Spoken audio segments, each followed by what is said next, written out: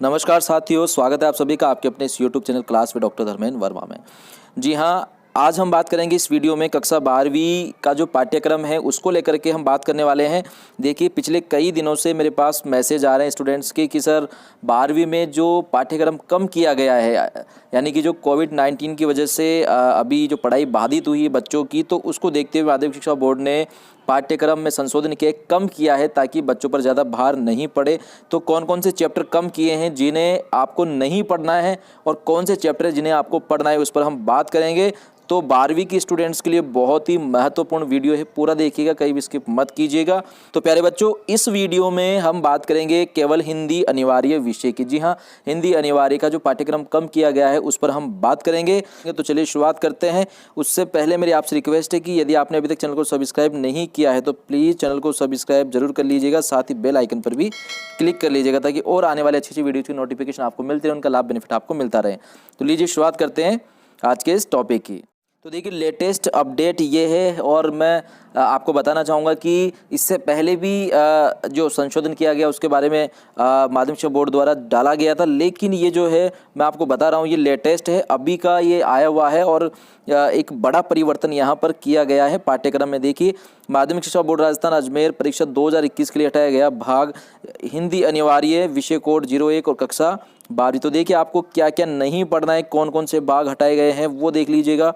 व्याकरण की बात करें तो खंड 1 यानी कि अपठित बोध में जो अपठित पद्यांश आता है वो हटा दिया गया, यानी कि अब आपको केवल अपठित गद्यांश ही पढ़ना है, यानी कि पद्यांश हटा दिया गया है, केवल गद्यांश ही पढ़ना है। तो यहाँ पर देखिए, व्याकरण में अपठित पद्यांश हटा दिया गया है।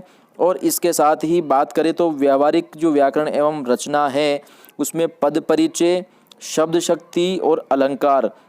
अब देखिए, अलंकार में रूपक, उत्प्रेक्षा, उदाहरण और विरोधाभास, ये 4 अलंकार हैं, इनको हटाया गया है आपके पाठ्यक्रम से, यानी कि ये 4 नहीं पढ़ने, बाकी के जो 4 हैं उनको आपको पढ़ना है। कुल मिलाकर 8 अलंकार आपके पाठ्यक्रम है, जिसमें से 4 हटा दिए गए हैं। कौन कौन से हटा दिए गए हैं आप स्क्रीन पर देख पा रहे हैं, तो इनको अच्छे से देख लीजिए। ये आपको नहीं पढ़ने हैं, बाकी के जो 4 बचे हैं उनको आपको पढ़ना है। इसी तरह पद परिचय नहीं पढ़ना, शब्द शक्ति नहीं पढ़ना, और साथ ही पत्र एवं प्रारूप लेखन जो है उसमें ज्ञापन और अधिसूचना वाला जो चैप्टर है वो आपको नहीं पढ़ना है।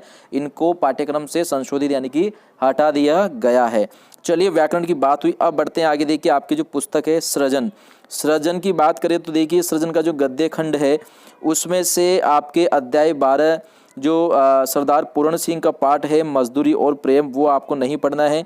डॉक्टर भीमराव अंबेडकर जी का पाठ है सफल प्रजातंत्र के लिए आवश्यक बातें, भाषण का अंश, ये भी हटा दिया गया है। और साथ ही कन्हैयालाल मिश्र, प्रभाकर मैं जो निबंध हैं इसको भी हटा दिया गया। तो कुल मिलाकर के गद्य खंड की बात करें सृजन पुस्तक में तो 3 पाठ आपके कम किए गए हैं। इनके अलावा जो पाठ बचे हैं वो आपको पढ़ने हैं। इसके बाद बढ़ते हैं आगे। देखिए, गद्य के बाद अब बात आती है काव्य खंड की। सृजन में जो काव्य खंड है उसमें जो चैप्टर हटाए गए हैं उनमें अध्याय 1 कबीर, तुलसी, कृपाराम की जो संत वाणी है वो हटा दिया गया है। अध्याय 7 हरिवंश राय बच्चन का आत्म परिचय एक गीत, वो हटा दिया गया है। अध्याय 8 की बात करें कुंवर नारायण का कविता के बहाने और बात सीधी थी पर ये 2 कविताएं हैं, इनको भी हटा दिया गया। और अध्याय 9 सुभद्रा कुमारी चौहान मेरा नया बचपन। तो कुल मिलाकर के ये 4 अध्याय जो है काव्य खंड से कम किए गए हैं। तो ये भी एक बहुत बड़ी राहत है विद्यार्थियों के लिए। तो सृजन में इस तरीके से कम किया गया है चैप्टर। अब बढ़ते हैं आगे। एक और पुस्तक आपके पाठ्यक्रम में है पीयूष प्रवाह। इसमें देखिए, अध्याय 4 अमृतलाल नागर लेखक हैं, मानस का हंस उपन्यास का अंश, ये आपके पाठ है, इसको भी आपको नहीं पढ़ना है। अध्याय 5 सेठ गोविंद दास कुछ ऐतिहासिक स्थलों का भ्रमण यात्रा वृत्तांत, इसको भी आपको नहीं पढ़ना है। अध्याय 7 महिलाओं के विरुद्ध अपराध एवं शक्तियाँ, ये वाला पाठ भी आपको नहीं पढ़ना। कुल मिलाकर के पीयूष पर्वा में से ये 3 पाठ जो हैं वो कम किए गए हैं। तो यहाँ पर प्यारे बच्चों जैसा कि आप देख सकते हैं, व्याकरण में से कुछ चैप्टर कम किए गए हैं और सृजन जो पुस्तक है उसमें से भी कम किए, साथ ही पीयूष प्रवाह में भी 3 पाठ कम किए गए हैं, जो कि एक अच्छी खबर आपके लिए है। और ये यूँ मान के चलिए कि एक बहुत अच्छी, बहुत बड़ी राहत विद्यार्थियों को इनसे मिलने वाली है, क्योंकि हिंदी अनिवार्य से आप अच्छे नंबर ला करके एक अच्छी परसेंटेज आप बना सकते हैं परीक्षा में। अब देखिए, यहाँ पर इसको और विस्तार से हम देखना चाहें तो देखिए, संशोधित जो पाठ्यक्रम है 2021 के लिए उसका जो एक ब्लूप्रिंट है वो मैं आपको बता देता हूँ। देखिए, वही परीक्षा 3.25 घंटे का पेपर होगा और 80 प्रश्नों के लिए होगा और बाकी 20 नंबर के आपके शतरंग होगा और पूर्णांक जो है वो 100 का होगा। ठीक है, इस प्रकार से कुल मिलाकर के 100 का पूर्णांक और 80 नंबर का आपके लिए पेपर होगा। अब देखिए यहाँ पर अब आपको क्या क्या पढ़ना है। अभी तक हमने बात की क्या नहीं पढ़ना है, कौन से चैप्टर कम की, अब आपको पढ़ना क्या है उस पर भी हम बात कर लेते हैं। देखिए इसमें अपठित बोध वाला जो चैप्टर है 8 अंक का है। इसी तरह देख लीजिए व्यवहारिक जो व्याकरण रचना है 16 नंबर, साथ ही पाठ्य पुस्तक सृजन जो आपकी प्रथम पुस्तक है 32 नंबर की, और साथ ही पीयूष पर्वा जो द्वितीय पुस्तक वो भी 12 नंबर की, और संवाद सेतु भी 12 नंबर की है। अब इसमें देखिए व्याकरण की बात करें तो देखिए अपठित गद्यांश आपको पढ़ना है, 8 नंबर का प्रश्न आएगा। अब यहाँ पर देखिए जो पद्यांश है, पद्यांश आपको नहीं पढ़ना था, जैसा कि हम ऊपर देख चुके, पद्यांश आपको नहीं पढ़ना है क्योंकि पद्यांश कम कर दिया गया है, इसलिए आपको बचा क्या यानी कि गद्यांश। तो अपठित गद्यांश वाला एक क्वेश्चन आएगा 8 नंबर का। चलिए बढ़ते हैं आगे। व्यवहारिक व्याकरण एवं रचना की बात करें तो देखिए 16 नंबर की आपकी व्याकरण है। अब इसमें इन्होंने जो चैप्टर कम किए हैं उनको नहीं पढ़ करके जो बचे हैं, जैसे भाषा, व्याकरण एवं लिपि का परिचय, अलंकार। अलंकार में देखिए ऊपर हमने पढ़ा कि 4 अलंकार हैं जो कम किए गए हैं, उनको छोड़ करके जो बाकी के 4 हैं ये आपको पढ़ने हैं। इनमें से 2 अंक का एक प्रश्न आपके आएगा। इसी तरह पारिभाषिक शब्दावली है, 2 अंक का प्रश्न आएगा। पत्र प्रारूप लेखन में अर्धशासकीय पत्र, निविदा और विज्ञप्ति, 3 चीज़ आपको पढ़नी है, 2 अंक का एक प्रश्न इनमें से बनेगा। निबंध लेखन की बात करें तो विकल्प यानी कि अथवा के साथ 2 निबंध आएंगे, एक निबंध आपको करना है, 8 नंबर का निबंध आएगा। तो इस तरीके से व्याकरण के देखिए अंक वही हैं, लेकिन यहाँ पर कुछ जो चैप्टर हैं वो कम कर दिए गए हैं विद्यार्थियों की सहूलियत के लिए, उनको राहत देने के लिए। अब बढ़ते हैं आगे। देखिए सृजन की बात करें, जो प्रथम पुस्तक है अंक उसके वही 32 के 32 रहेंगे, कोई कमी नहीं होगी, लेकिन चैप्टर कम किए गए हैं। अब देखिए एक व्याख्या आएगी गद्य से विकल्प सहित 4 अंक की, एक व्याख्या पद्य से आएगी विकल्प सहित वो भी 4 अंक की। इसी तरह फिर 2 निबंधात्मक प्रश्न आएंगे, एक गद्य से और एक पद्य से विकल्प सहित 8 अंकों के ये होंगे, यानी कि 4-4 अंकों के 2 प्रश्न। 4 लघुत्तरात्मक प्रश्न आएंगे, 2 गद्य एवं 2 पद्य से वही 4 अंकों के होंगे, और 8 अंकों का ये वाला आपके लघुत्तरात्मक प्रश्नों वाला भाग होगा। किसी एक कवि या लेखक का परिचय आएगा 4 अंकों का, और 2 अति लघुत्तरात्मक प्रश्न गद्य एक पद्य भाग से 2 × 2 यानी कि 4 अंकों के। तो ये बात हुई सृजन की। इस तरीके से आप अपनी तैयारी सृजन पुस्तक से कर सकते हैं। ये जो है ब्लूप्रिंट, इससे आप आसानी से समझ सकते हैं कैसे प्रश्न आएंगे, कौन से चैप्टर में से कहाँ से कितने प्रश्न आएंगे।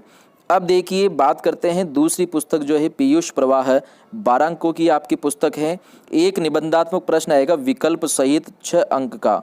इसके बाद 4 लघुत्तरात्मक प्रश्नों में से कोई 3 करने हैं, 2 अंक का एक प्रश्न, कुल मिलाकर के 3 दूना 6 यानी कि 6 अंकों का लघुत्तरात्मक वाला भाग होगा। तो इस तरीके से 12 अंकों की आपकी पुस्तक है।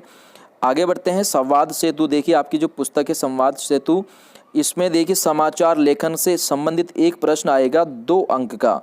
विविध प्रकार के लेखन जिसमें फीचर, संपादकीय, संपादक के नाम, पत्र एवं प्रतिक्रिया लेखन, इसमें से एक प्रश्न आएगा 2 अंक का। बढ़ते आगे साक्षात्कार लेने की कला, एक प्रश्न आएगा 2 अंक का। विविध क्षेत्रों में पत्रकारिता, 3 अंक का एक प्रश्न आएगा। बढ़ते हैं आगे। देखिए वार्ता, रिपोर्टाज, डायरी लेखन की कला, इसमें से भी एक प्रश्न आएगा। तो इस तरीके से जो भी है ये आप देख सकते हैं, यहाँ पर ये प्रश्न आपके आएंगे। ये ब्लूप्रिंट है, तो ब्लूप्रिंट से आप आराम से समझ सकते हैं कहाँ से कितने नंबर के प्रश्न आएंगे। तो जो संवाद सेतु है वो 12 नंबर की आपके पुस्तक है, जैसा कि आप देख पा रहे हैं। अब देखिए पुस्तक का नाम और सृजन, यानी कि कुछ चैप्टर कम कर दिए, अब आपके जो चैप्टर बचे वो इस प्रकार से हैं। देखिए गद्य खंड की बात करें तो अध्याय 10, 11, 14, 15 और 16, ये 5 अध्याय आपको पढ़ने हैं, इनमें से प्रश्न बनेंगे। बाकी के जो 3 या 4 अध्याय जो हमने इससे पहले पढ़े तो उनको डिलीट यानी कि हटा दिया गया है इस सत्र के लिए, केवल इस सत्र के लिए, ना कि हमेशा के लिए, केवल इस सत्र के लिए कम किए गए हैं विद्यार्थियों को राहत देने के लिए। काव्य खंड की बात करें तो देखिए सूरदास, रहीम, बिहारी, भूषण और शमशेर बहादुर सिंह, ये 5 चैप्टर यानी कि 5 पार्ट आपको पढ़ने हैं। इनसे अच्छी तैयारी आपको करनी है, इनमें से प्रश्न बनेंगे आपकी परीक्षा में। अब देखिए पीयूष प्रवाह की बात करें तो अध्याय 1, 2, 3 और 6 ये 4 पाठ रखे गए हैं आपके पाठ्यक्रम में इस सत्र के लिए, तो इनको पढ़ना है, इनमें से ही प्रश्न बनेंगे। तो इस तरीके से तीनों पुस्तकों में से आपके क्या क्या आएंगे क्या नहीं आएंगे वो सारी बातें हमने इस वीडियो में की और उम्मीद करता हूँ आपको सारी चीज़ समझ में आई होगी। फिर भी यदि आपको कोई दिक्कत है तो इस वीडियो को आप दोबारा देख सकते हैं, शुरुआत से अच्छे से समझने का प्रयास आप कर सकते हैं, डेफिनेटली आपको अच्छे से समझ में आएगा। तो प्यारे बच्चों, उम्मीद करता हूँ अच्छा लगा होगा, समझ में आया होगा, और यदि कोई भी दिक्कत है तो आप मुझसे बात कर सकते हैं, कमेंट्स बॉक्स में कमेंट्स कर सकते हैं।